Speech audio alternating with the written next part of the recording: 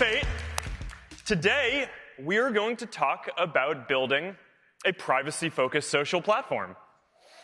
So, the basic idea here is that, in all of our lives, we have our public spaces, like our town squares, and we have our private spaces, like our living rooms.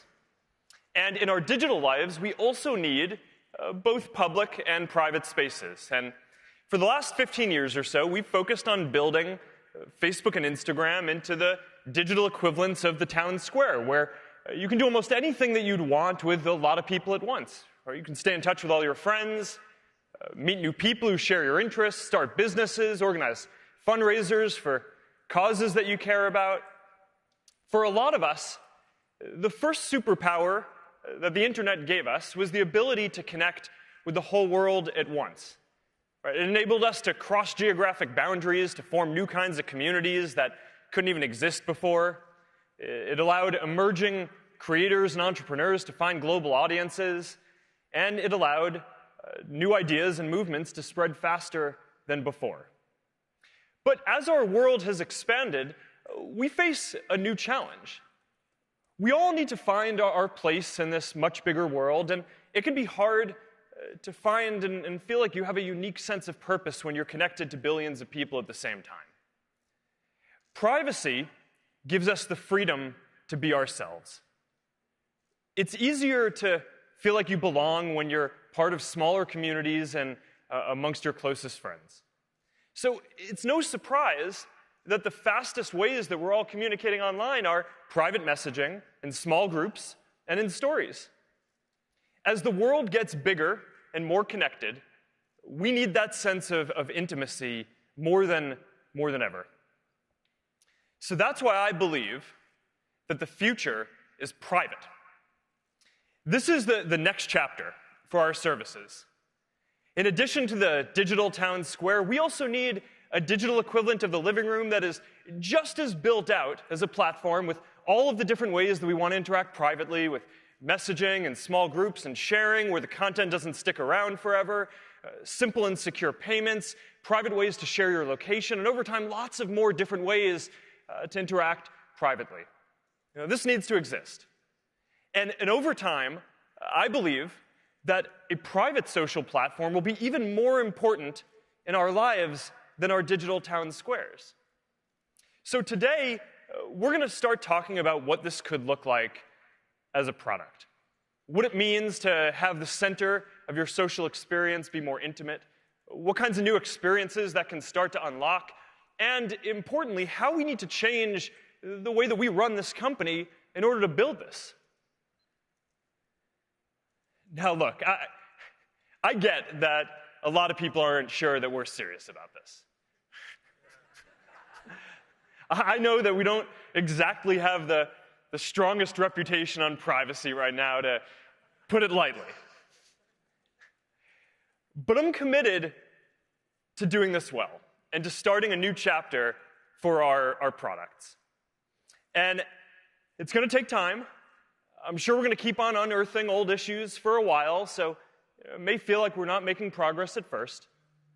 But I think that we've shown time and again as a company that we can do what it takes to evolve and build the products that people want, including recently with stories and private messaging.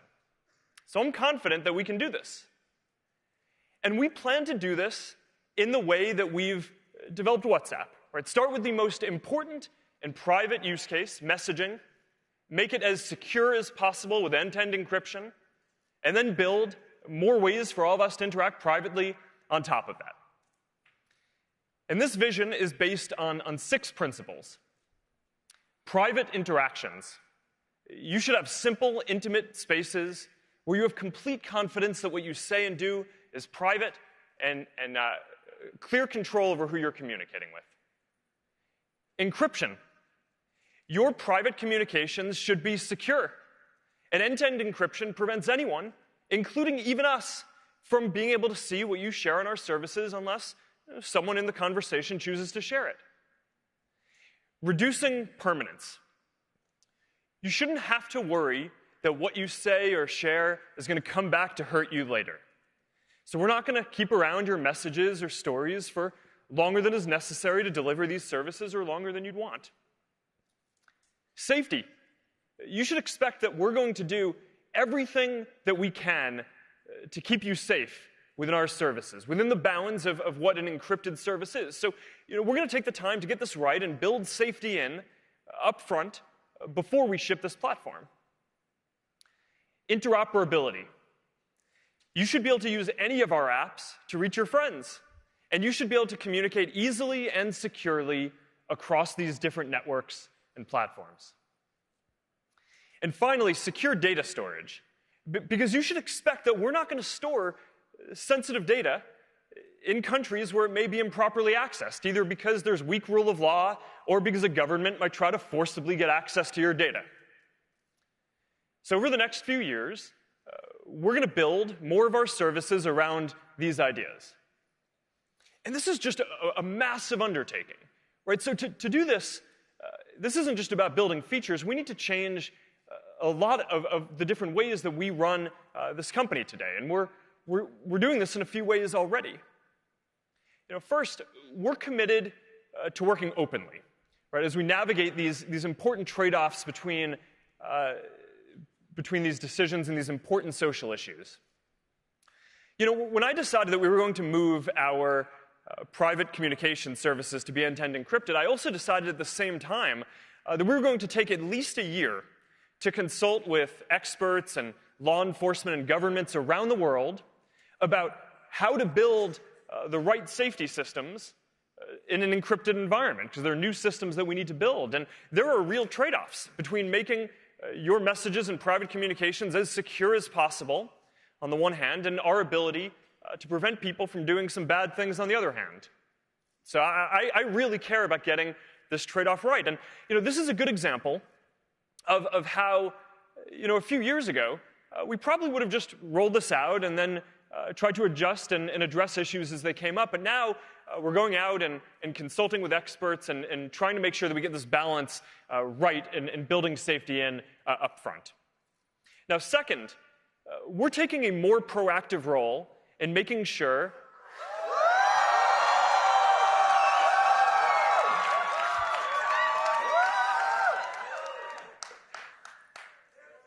I wasn't expecting that. But I'm excited about it too. All right. Taking a more...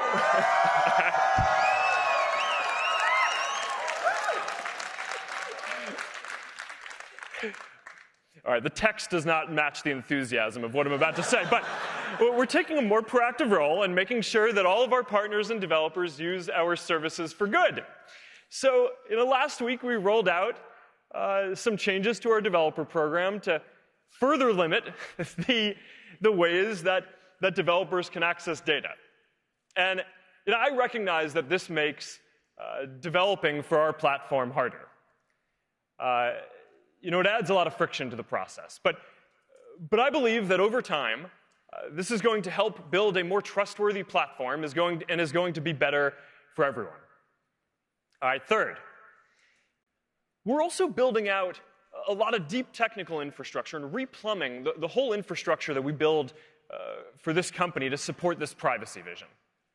So as an example of this, our systems today are already built to know who's allowed to authorize, who's authorized to see the photos that you post, for example. So that way, if someone who's not supposed to see it tries to access it on Facebook, we can block them. But now we're also developing infrastructure that knows how certain types of data are allowed to be used, so it can automatically block unauthorized uses in our infrastructure and prevent errors.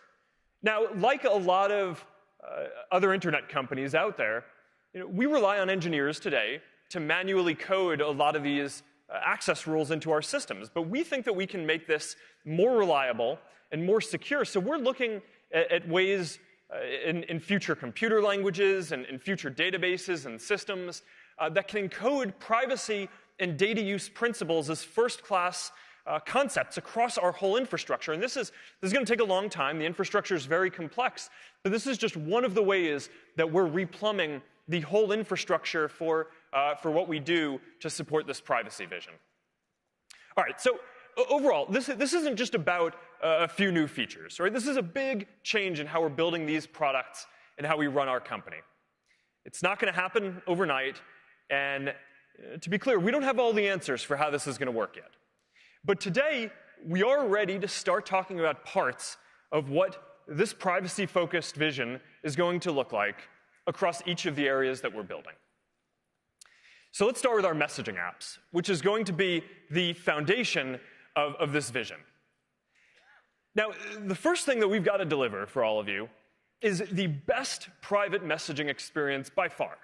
Right? And then on top of that, we can start building more ways to interact privately. But the first thing that we need to do is deliver a basic messaging experience, which is the fastest, simplest, most reliable, and most secure of any of the leading platforms out there. So for Messenger, we've been focused on rewriting the entire thing from scratch to deliver the best private messaging experience that there is. And last year at F8, we introduced the first step of this, our new very simple design, M4. So that was step one. And now our next goal is to make Messenger the fastest messaging app out there and to make the app binary size smaller than any of the major social apps. So we've been working on a project that we've called Lightspeed. And we've been working on this for a long time to rewrite the whole thing. And now we're a few months away from starting to roll this out. And here are some early benchmarks from our lab, looking at how fast this is compared to the other leading platforms out there. Generally, WhatsApp is faster than the other leading platforms, but the other thing that we showed was basically the average of the leading messaging platforms in each country around the world. And Lightspeed is just going to be much faster. All right, so that's what we're doing on simplicity and speed. To be the most reliable, though, you need to do more than just deliver the messages consistently.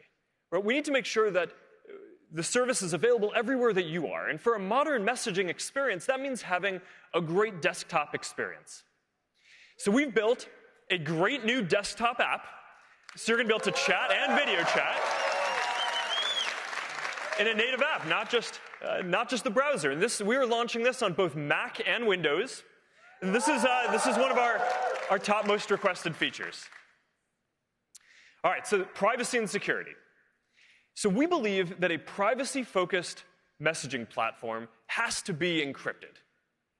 So we actually launched Secret Conversations a couple of years ago. So you can already have encrypted and ephemeral conversations if you want. But now we're working towards making end-to-end encryption and reduced permanence the default across all conversations. And when we do this, across both Messenger and WhatsApp, we're going to enable more than 2 billion people around the world to have their most personal conversations with each other privately without having to worry about hackers, governments, or even us being able to see what you're saying. So I think that this is just going to be a historically important step for privacy around the world. So with this foundation, the fastest experience, available everywhere, with the strongest privacy and security, now let's take a look at how a private social platform can start to become the center of your social experience. So as an example, we're launching a Friends tab in Messenger. And over time, you're going to be able to see what your friends are sharing with you across our different apps. So if you follow someone on Instagram, you'll be able to see their stories. If you're friends with someone on Facebook, you'll be able to see their posts and their stories. And it's going to be all private updates from friends, no public content. And this starts to give you just a sense of what is possible with interoperability between services and how a private platform can start to be more central to how you interact with friends. It also continues the trend that we've seen with stories where follow-on conversations are happening in private messages rather than public comment threads more and more. All right, we're also making video chat a lot better. We're launching the ability to co-watch videos with your friends. And this is an example of how video chat, which is just growing really quickly, is one of the basic ways that we all communicate privately, can start to become more of a platform for for more of the ways that we would want to interact privately with each other. All right, so now let's move over and talk about WhatsApp. So WhatsApp already has incredibly strong privacy and performance. So here, we're more focused on the next step, which is building out all of the ways that you would want to interact in the digital living room. So first is status, right? And this is just the most popular ephemeral stories product in the world, even bigger than what we're doing with Instagram. And one of the reasons for this is that it's completely focused on delivering a private and intimate experience. It's all people you know. There are no public figure accounts that you can follow, and it's end-to-end encrypted. So we don't even see the content of the statuses that you post. Now, there's more to do here. We want to make sure that the experience continues to be focused on your closest friends and family, and not just whichever of your contacts happens to share the most. So we're working on ways to do more ranking of the content on the client side, which as we move more of our systems to be encrypted, that kind of work is going to be increasingly important across all of our apps over time. We've also built some ways to share your location privately in real time. And I use this, for example, with my family and my friends when we go skiing together. And we architected this feature so your location data is encrypted. So our servers actually never see your location as you're sharing it with your friends. It's very privacy protective. WhatsApp Business is also a big focus. Within a year, millions of small businesses around the world are using this to communicate privately with their customers.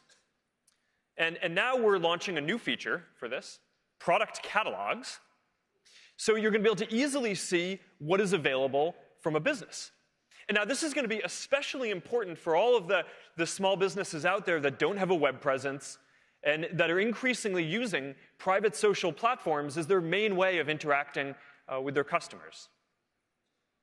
All right, so let's talk about payments, because this is a part of the vision that I'm particularly excited about. Because when I look out at all the different ways that people interact privately, I think payments is one of the areas where we have an opportunity to make it a lot easier. That's among the most important things that we can do here. I believe that it should be as easy to send money to someone as it is to send a photo. So we're already testing this in India with about 1 million people. It's being used a lot, and the feedback so far is great. And we're already working on rolling this out in a number of other countries later this year. And you can take a look at what the basic experience is. And overall, payments and private commerce is one of the areas that I'm really excited about. And we're going to have a lot more news and things to talk about here over the coming year as we flesh this out more. So these are just a few examples of some of the experiences that we're going to be able to build here. And it's a look at how we're starting to bring this privacy-focused vision to life.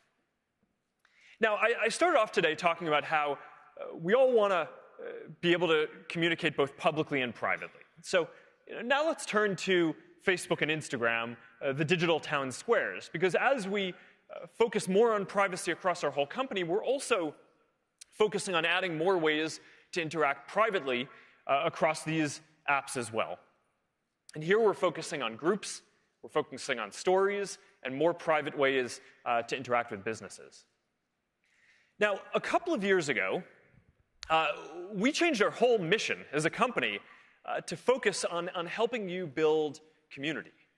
Right? And the idea here is that our friends and family are always going to be the core of our social lives. But we all also need to belong to communities that share our values and interests, that support us, that help us, give us that sense of purpose, and that help us grow in the ways that we want. And I think that this matters even more today than before. Because in a world where people are joining fewer physical communities and there's less social cohesion, it's more important than ever to make it so that we can easily be a part of communities that are meaningful to us. Now, there are already more than 400 million people who are members of Facebook groups that are meaningful to them and that are among the most important parts of their social experience. And these are groups typically where people get together physically, in person, as well as online, right? Like this small group for people who like running and also care about the environment. So they get together and go running and pick up trash around their town. Or like this tight-knit group for military families. So when they get deployed to a new city, they know where to go to ask what school to send their kids to and how to get integrated into the local community. And we believe that there is a community for everyone. So we've been working on a major evolution to redesign the Facebook app to make communities as central as friends. Now, in the history of Facebook, there have been 4 major versions of the product so far, and this is the 5th. So we are calling this FB5, and it has a much bigger focus on communities and making communities as central as friends. So here's a look at what this is going to look like. It's got a much cleaner look and feel for the app. It puts your private groups right at the center of the experience, and it's a much lighter design overall. The app isn't even blue anymore. All right, now, while we're at it, we are also rewriting the Facebook website completely from scratch and redesigning it to make it much faster and cleaner as well. This one is coming a little later this year, but here's a preview of what it's going to look like. Now, across both of these, there's a lot of new work under the hood, right? And this is more the sum of hundreds of details rather than just a few major changes. But overall, we've made it a lot easier to find and connect to the groups that you're going to be interested in. Much better suggestions, better browse and discover tools. There's a new groups tab that puts all of your communities in one place. Overall, basically now everywhere where you're going to be able to see and connect with your friends, you're also going to be able to see and connect with groups that you care about. And it all adds up to this feeling that groups are now at the heart of the experience just as much as your friends and family are. Now, while we're doing this, we are very focused on safety here across groups. And while we're recommending groups for people to join, we're very focused on making sure that our recommendations and discovery surfaces aren't highlighting groups where people are repeatedly sharing misinformation or harmful content. And we're working hard to completely remove groups if they exist primarily to violate our policies or do things that are dangerous. So that's just been a very big focus for us here. Now, there's also a lot more to communities than just groups. And there are lots of different ways to interact with the people in the communities that you care about. A lot of them are private, around events, around games, around dating, or other ways to meet new people. There's a lot more to FB5, and Fiji is going to come out a bit later to walk you through all this in more detail. But overall, this is the biggest change to the Facebook app and website that we've made in the last 5 years, since we made the whole thing native and a lot faster. And as a symbol of this, we're not just updating the look and feel, we're also updating the Facebook icon and refreshing it for the first time since I can remember, to make it a bit more lively and modern. So there we go. And I'm excited to get this app in all of your hands. We're shipping this today. And so we're going to start rolling it out, and everyone in the U.S. is going to be able to get it today, and a couple of other places, and we're going to roll it out across the rest of the world over the coming weeks as well. So, all right, now for Instagram, let's move on to Instagram. We are also very focused on adding more private interactions to what is generally a core staple of our digital town square here. And here at Instagram, we're mostly focused on stories, which are generally more privacy protective since they're more ephemeral than posting into feed permanently. And we're also focused on payments and interacting with private interactions with businesses. So let's start with shopping. One of the interesting challenges with shopping, either online or offline, is that a lot of the way that we browse is in public. But then when we actually go to do a transaction, that's a very private interaction. So we think that there's an opportunity with Instagram to marry these two experiences together and make them both better. Now, we know that a lot of us already use Instagram to find things that we're interested in, and we think that there's an opportunity to do just a lot more here. So we are launching today a new shopping channel in Explore. So you're going to be able to browse things that you may want to buy or are interested in. We're continuing to roll out checkout. So you're going to be able to buy from more and more brands from directly within the app. And we're also announcing that we're adding a new way for people to buy directly from creators too. So that means that you're going to be able to support the people who are making the stuff that you love. And I think that that's going to be a pretty big deal. All right, now moving along to stories, as more of our sharing moves to stories and becomes more ephemeral and impermanent, we're building more features on top of stories as well. And there are two that I'm excited to talk about today. The first is that we're making the camera a lot better. We're adding a new create mode, we're calling it, which makes it so that when you're building a story or starting a story, you don't need to start with a photo or a video anymore. You can start by just bringing a stickers or drawing or putting text. So that's a pretty big change to how stories has worked so far. We're also launching donation stickers. So you're going to be able to create fundraisers in Instagram for causes that are important to you and that you care about. And this is another example of a feature that is going to benefit from greater interoperability between these different networks, so you can reach, with the fundraisers that you create, all of the different people you know across our different apps.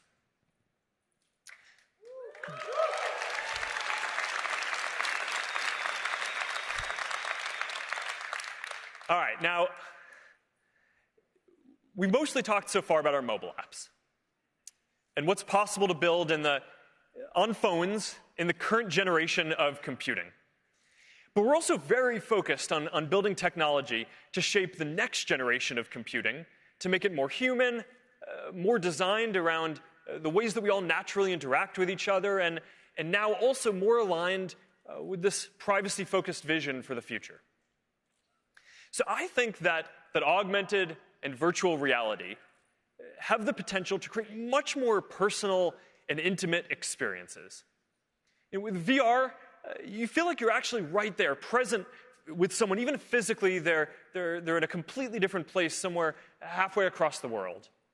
And with AR, instead of you having your face in your phone and someone else having their face in theirs, now the computing environment is going to put digital objects in the real world that you're going to be able to both interact with and actually be present together. So 2 years ago at F8, we talked about how the camera was going to be the first AR platform. And in the last year alone, more than 1 billion people have used AR features on Facebook, Instagram, Messenger, and Portal. And now, to make this into an even broader platform, we're focused on making it easier to build for. So today we're announcing that we're bringing the Spark AR Studio, and we're supporting both Windows and Mac. And we are also going to open our AR beta for Instagram, so everyone is going to be able to build for it.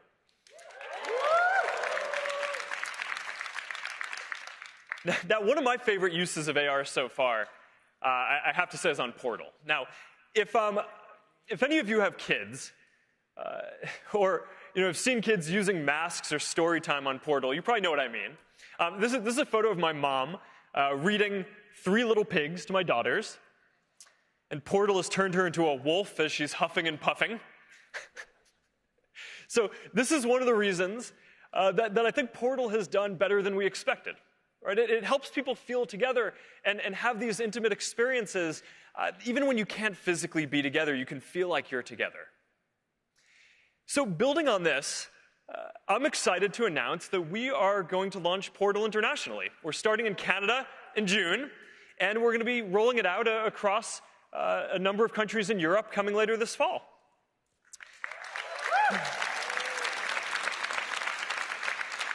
And as part of this, of course, it's really important that we bring WhatsApp to Portal. So we're doing that. So now you're going to be able to make video calls on both WhatsApp and Messenger on Portal. And you know what that means? That means that we are bringing end-to-end encryption to all video calls on Portal. So now you can be sure that when you're having conversations with your friends and family, everything stays between you.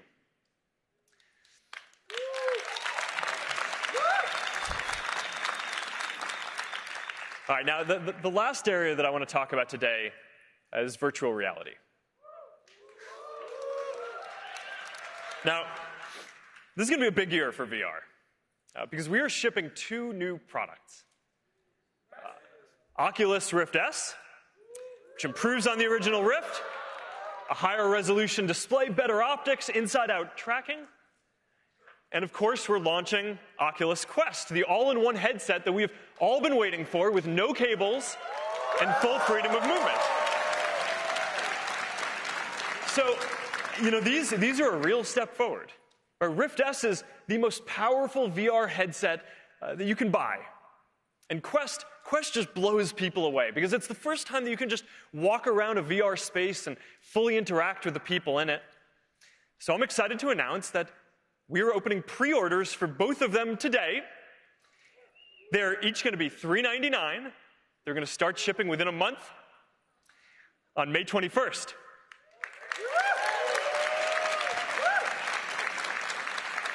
And that's a date that you're all going to want to remember because everyone here at F8 is going to be getting a free Oculus Quest.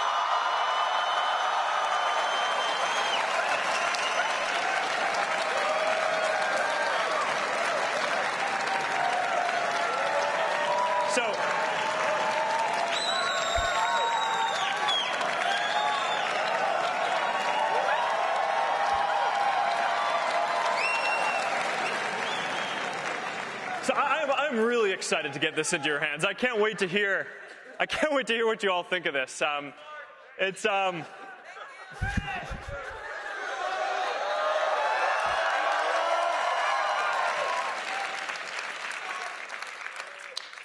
excited to hear what you all think, and to see you all post videos of how exciting it is as you're using this. All right, so that's how we're starting to build out this privacy-focused vision across everything we do. It's still early, but if we get this right, then using all of these services is going to be a fundamentally different experience a few years from now. Now, at the end of the day, this isn't just about building some new products. It's a major shift in how we run this company. Because we believe that for the future, people want a privacy-focused social platform. And I believe that if we build out a fully encrypted, interoperable service with all of the ways that people want to interact privately, then that's going to be an important contribution to the world.